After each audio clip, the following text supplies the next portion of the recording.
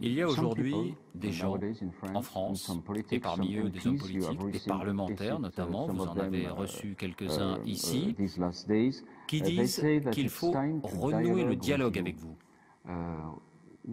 Quelle initiative seriez-vous prêt à prendre pour convaincre l'autre partie de la France et des Français que vous pouvez être un partenaire? Avec eux? Avec la France. Ils doivent d'abord me convaincre qu'ils ne soutiennent pas les terroristes et qu'ils ne sont pas impliqués dans l'effusion de sang en Syrie. Ce sont eux qui se sont trompés à l'égard de la Syrie. Nous n'avons tué aucun Français ni aucun Européen. Nous n'avons pas aidé les terroristes dans votre pays. Nous n'avons pas aidé ceux qui ont attaqué Charlie Hebdo.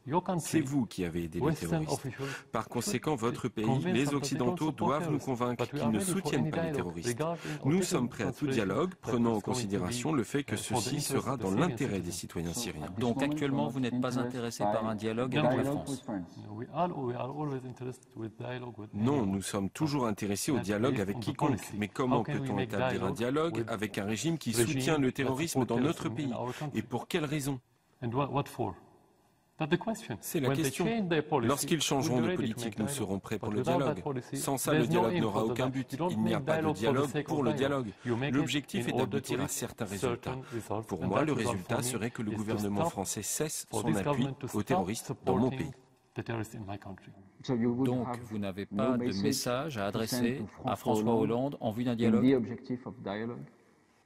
Je crois que le principal message qui doit lui être adressé doit l'être par le peuple français. Les sondages en France montrent bien le message que Hollande devrait écouter davantage, à savoir qu'il est le président le plus impopulaire depuis les années 50. Il devrait s'occuper de ses citoyens et les protéger des terroristes qui viennent en France. En ce qui me concerne, en tant que président qui souffre en Syrie avec ses citoyens de ce terrorisme, je pense que le message le plus important est que ce que vous avez vécu en France n'est que la partie émergée de l'iceberg. Quand on parle de terrorisme, sachez qu'il y a toute une montagne sous la mer. Soyez conscient que cette montagne s'en prendra à votre société. Quand John Kerry, le secrétaire d'État américain, a dit que peut-être qu'il y aura un dialogue avec le président Bachar el-Assad avant de revenir sur cette position, vous aviez dit ce ne sont que des mots. Moi, je voudrais des actes et je voudrais entamer le dialogue. Donc vous semblez prêt au dialogue? Bien sûr que nous sommes prêts. J'ai dit que nous sommes disposés à mener un dialogue avec tout pays dans le monde, y compris avec les grandes puissances, y compris avec la France. Mais j'ai dit que le dialogue doit s'appuyer sur une politique précise. Les fers de lance contre la Syrie ont été 1. La France, 2. Le Royaume-Uni. Ce n'était pas les États-Unis cette fois qui soutenaient les terroristes en Syrie. Obama a reconnu que l'opposition modérée en Syrie est une illusion. Il n'a pas vraiment dit ça. Si, il l'a dit. Il a dit que c'est illusoire de croire que nous pourrions les armer et qu'ils pourraient gagner la guerre. Mais il n'a pas dit qu'il n'y a pas d'opposition modérée. Exactement. Que veut-il dire par nous pouvons leur fournir des armes et ils pourront gagner la guerre? Qu'est-ce que ça veut dire? Que signifie ce fantasme? Ils ont dit qu'ils allaient armer l'opposition modérée. Pouvez-vous me dire qui est cette opposition modérée? Où est-elle? Nous ne la voyons pas. Nous vivons en Syrie et vous en France. Moi, je vis ici et je ne vois pas cette opposition modérée pour la combattre. Si nous devons la combattre, elle n'existe pas. Vous dites qu'il y a un grand nombre de pays étrangers, trop de pays étrangers impliqués dans le conflit en Syrie.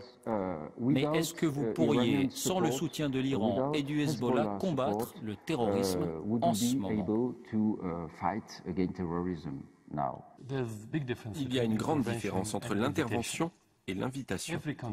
Tout pays, tout gouvernement dans le monde, tout État a le droit d'inviter n'importe quel pays ou n'importe quel parti ou organisation à l'aider dans n'importe quel domaine. Mais nul pays n'a le droit d'intervenir sans y être invité. Nous avons invité le Hezbollah, mais pas les Iraniens. Il n'y a pas de troupes iraniennes en Syrie et ils n'ont envoyé aucune force. Pas d'Iraniens à vos côtés?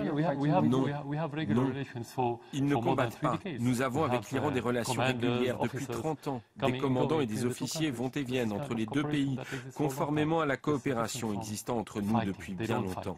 C'est différent que de participer au combat. Ils ne combattent pas. En tant que gouvernement, nous avons droit à ce genre de collaboration.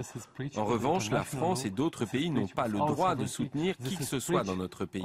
C'est une violation du droit international, de notre souveraineté et des valeurs dont ils se vantent et dont certains prétendent être fiers depuis des décennies, voire peut-être depuis des siècles, parmi lesquels la démocratie.